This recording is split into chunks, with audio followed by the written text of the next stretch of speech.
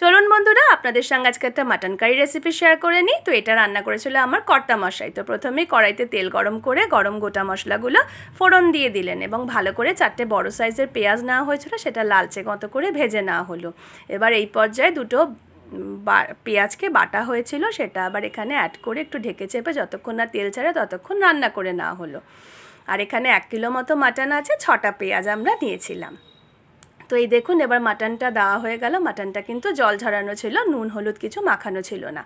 এইবার এখানে 1.5 টেবিল চামচ কাশ্মীরি লঙ্কার গুঁড়ো, 1.5 টেবিল চামচ হলুদ গুঁড়ো অ্যাড করে দেওয়া হলো এবং ভালো করে কষিয়ে নেওয়া হলো। যেহেতু মাটন বন্ধুরা কষানোটা তো মাস্ট, না কষালে কিন্তু মাটন ভালো লাগবে না খেতে।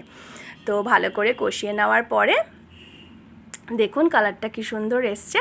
এইবার দুটো বড় সাইজের টমেটোকে মিক্সার গ্রাইন্ডারে পেস্ট করে নেওয়া হয়েছিল, সেটা এখানে অ্যাড করে দিল। এবার এই দেখুন স্বাদ মতো লবণও অ্যাড করে দিল।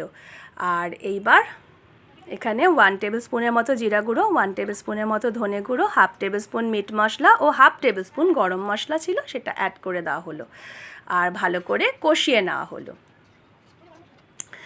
তো দেখুন বন্ধুরা, কষানোটা কিন্তু এখন প্রায় মোটামুটি হয়ে এসছে। যখন কালারটা ঠিক এই রকম হয়ে আসবে তখন বুঝবেন আপনাদের কষানোটা কমপ্লিট হয়ে গেছে।